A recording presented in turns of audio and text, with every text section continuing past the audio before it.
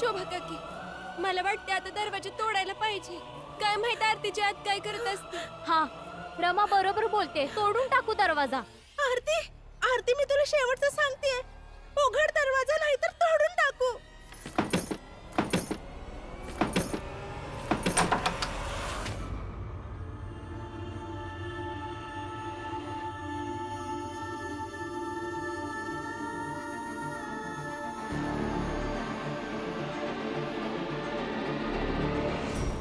आरती ताई, आरती, आरती,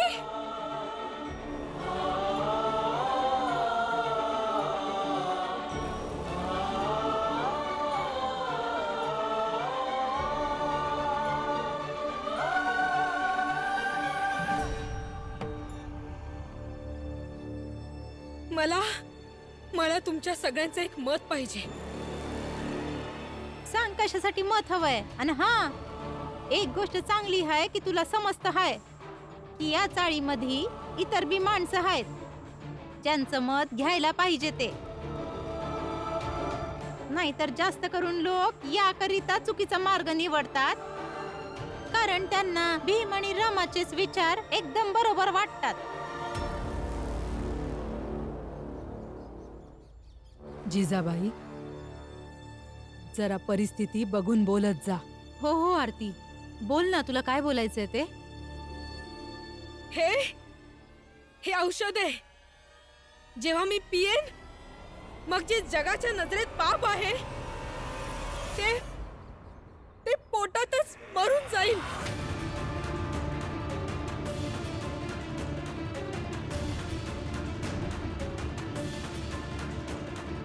खरं तर मी तर फक्त प्रेम केलं होतं. आपली वचनं त्याने नाही पाळली. तो बदलला आणि दोष फक्त माझ्यावर लागला.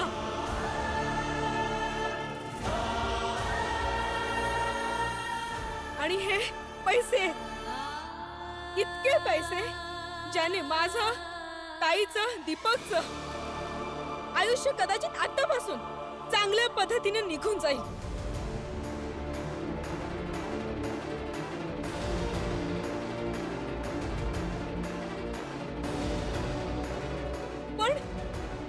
पण एक अट आहे. ती अट ही आहे की मी हे औषध पिऊन टाकावं आणि स्वतःचं मूल पाडावं लागेल.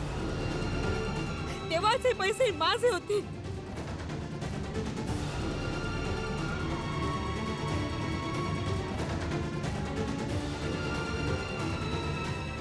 आता तुम्ही सगळे सांगा की मी काय केलं पाहिजे.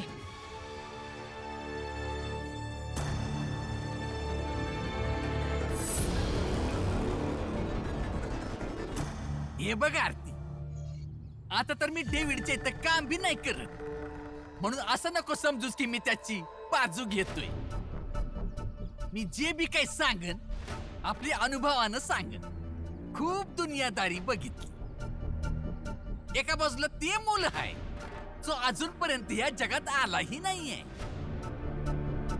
आणि दुसऱ्या बाजूला तुझी ताई, दीपक आणि आम्ही समते. तर माझं म्हणणं असं आहे, पैसे घेऊन टाकायला हवे, म्हणजे राहिलेल्यांचं त्यांचं आयुष्य सुधरून जाईल.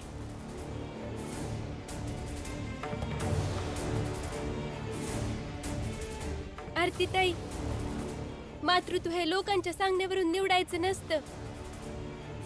मला वाटते की प्रेम करायचा निर्णय तुमचा होता. तुमच्या पोटात एक छोटासा जीव आहे, त्याचं काय करायचं हे तुमच्यावर अवलंबून. हो आरतीजी, आणि ह्या मुद्द्यावर मला असं वाटतं की इथे असलेलं कोणीही तुम्हाला सल्ला देऊ शकेल.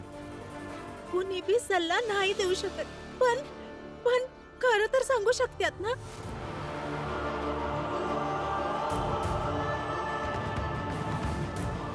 आरती, दीपकची ही दशा तुझ्यामुळे झालीये. लोक तुला तोंडावर बोलून गेले आहेत,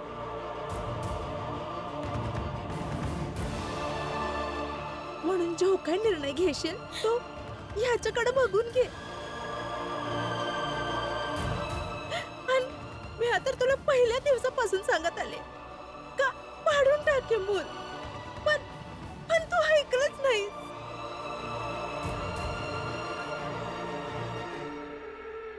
वय वय ही शोभा अगदी बरोबर बोलते आहे.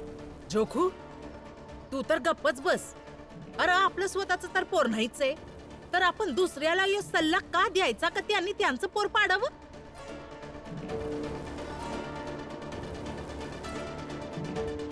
आरतीला तिचा निर्णय घेऊ द्या.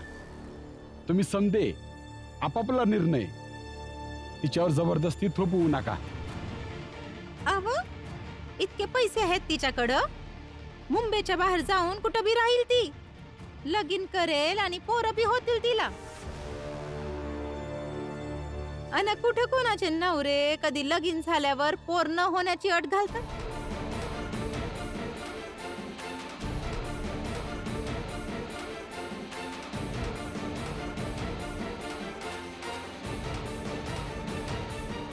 हे बघा, जो निर्णय घ्यायचा आहे आपण त्याच्यावरच बोलूया. आरतीने आपल्या समध्यासनी एक प्रश्न विचारलाय, त्याचं उत्तर आधी शोधूया.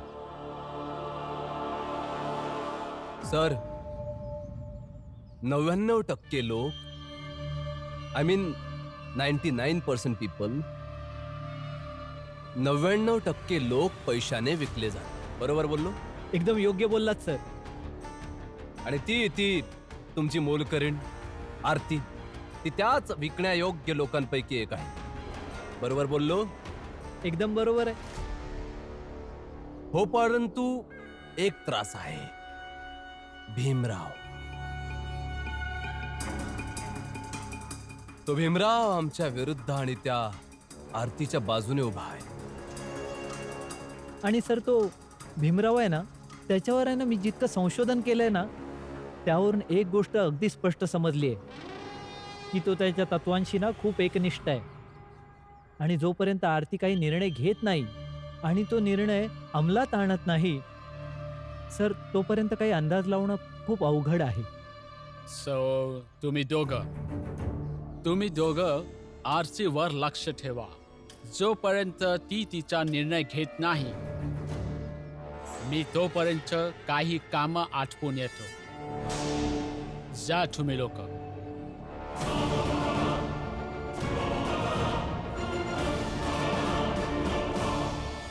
आरती, हे पैसे ठेव आणि तू हे पोर पाडून टाक. मी पाणी घेऊन येते.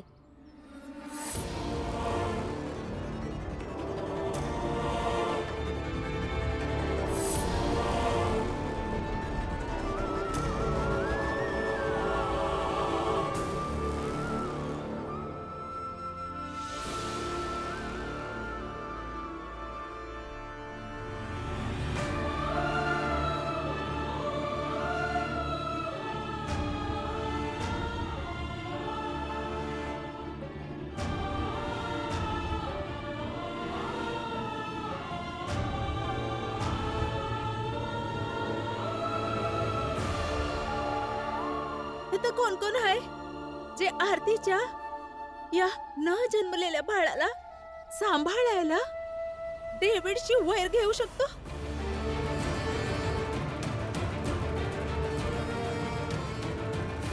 मार खाऊ शकतो? स्वतःचं आयुष्य पणाला लावू शकतो?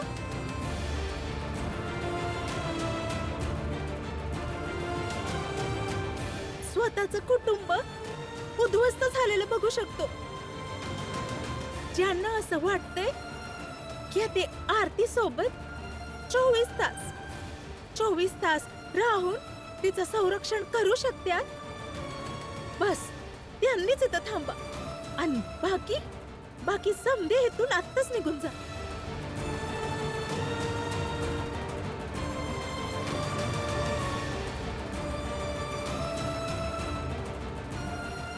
फक्त निर्णयात ढोंग नाही तर खरेपणा असलं पाहिजे.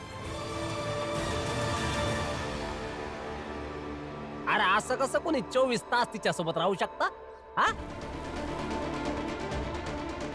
काय बोलूया, तू राहणार का? अहो काहीतरीच काय बोलताय. 24 तास यांची काळजी घेत बसलो तर आपली दुकान आपलं घर कोण बघल? चला चल.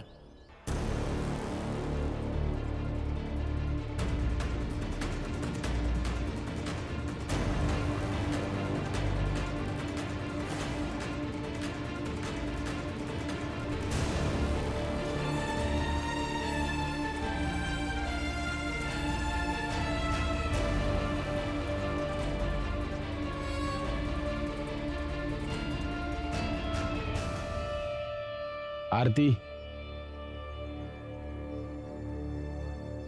माझी तत्व मला सांगतात का मी तुझ्यासोबत इथं उभं राहावं,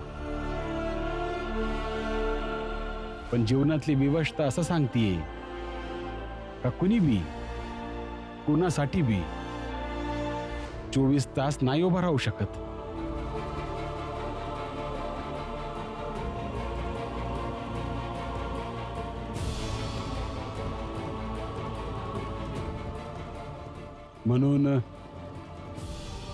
म्हणून तू मला माफ कर.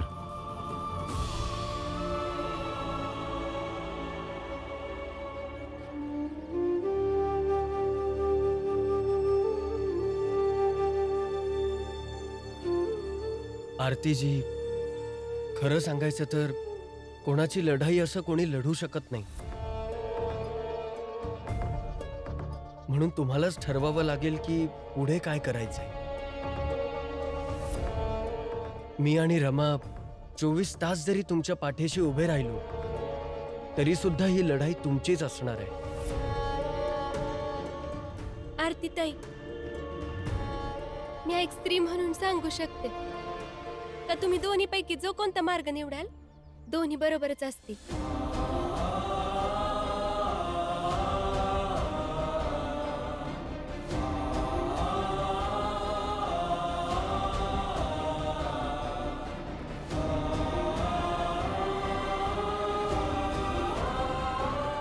आरतीताई, तुम्ही जो काही निर्णय घ्यायचा आहे तो नीट विचार करून घ्या.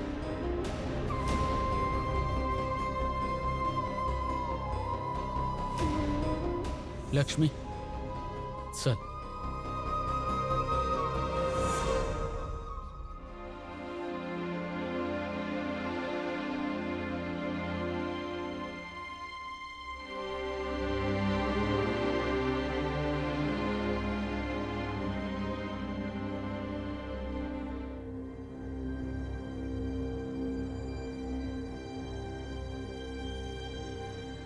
आरती, हे घे, हे औषध घेऊन टाक आणि हा खेळ आता इथंच संपव.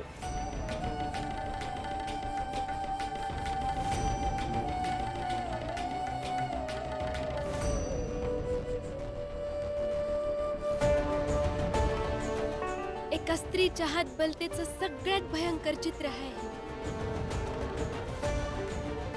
इच्छांचा कसा एक समाज झटक्यात गळा आवळून टाकतो. कसला विचार करतीस? पिऊन टाक.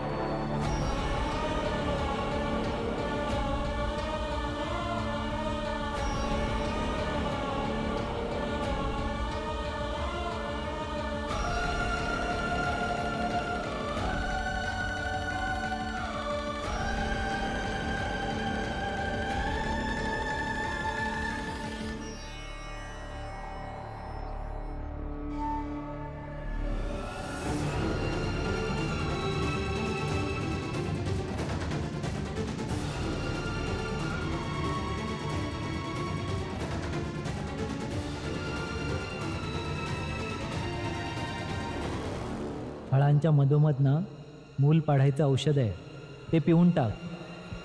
याला पिऊन टाक, बाळ पोटाचंच मरून जाईल.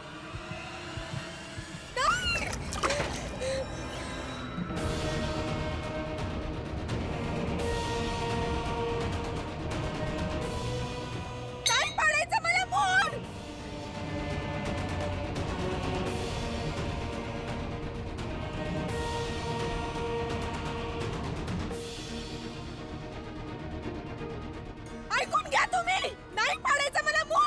आणि तुम्ही तुम्ही तुम्ही सगळे ऐकून घ्या. कोणाकडे माझ्यासाठी 24 तास असो किंवा नसो, मी याला जन्माला घालणार.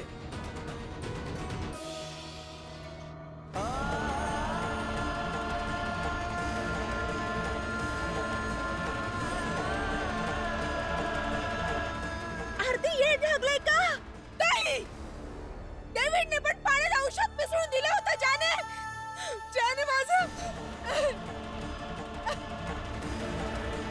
ज्याने माझं मूल पोटातच मरून जाईल. तुम्ही पण तेच करताय ना? मग डेव्हिड आणि तुमच्यात काय फरक आहे?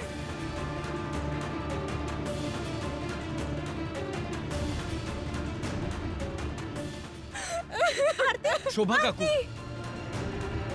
थांबा जरा. आरतीजीला निर्णय घेण्यात आपल्यापैकी कोणीही मदत केली नाही. त्यांनी स्वतःचा निर्णय स्वतः घेतलाय. परंतु कोणी त्यांचा निर्णय कमकुवत करायचा प्रयत्न केला तर मग मी त्यांच्या विरोधात उभा राहील.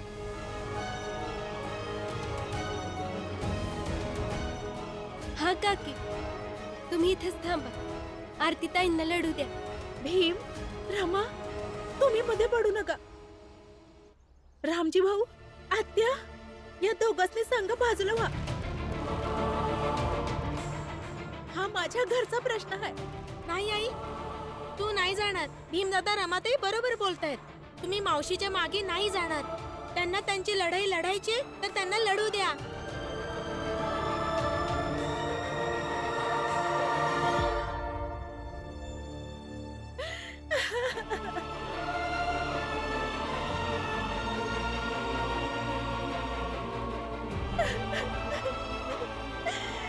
समजा उद्ध्वस्त होणार. समजा काय संपणार आता. समजा उद्ध्वस्त होणार.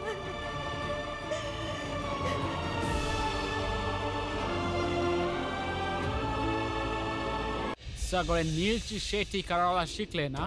होय मालक. आमची माणसं तुम्हाला शेतापर्यंत घेऊन जातील. नीलची शेती करायला सुरुवात करा. जा. थांबा.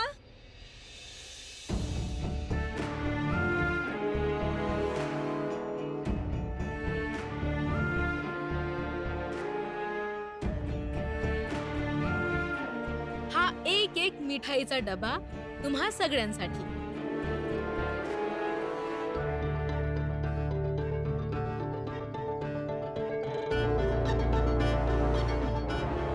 अरे खा तुम्ही. सगळ्यात महागडी मिठाई आहे. खा सगळे. ही मिठाई कशासाठी आहे? कारण माझ्या पोटात यांचं मूल आहे. या आनंदात. Shut up! तुम्ही सगळे आपापलं काम करा. काय वाटेल ते भरायचे पोरगी. वेडी आहे ही. जा.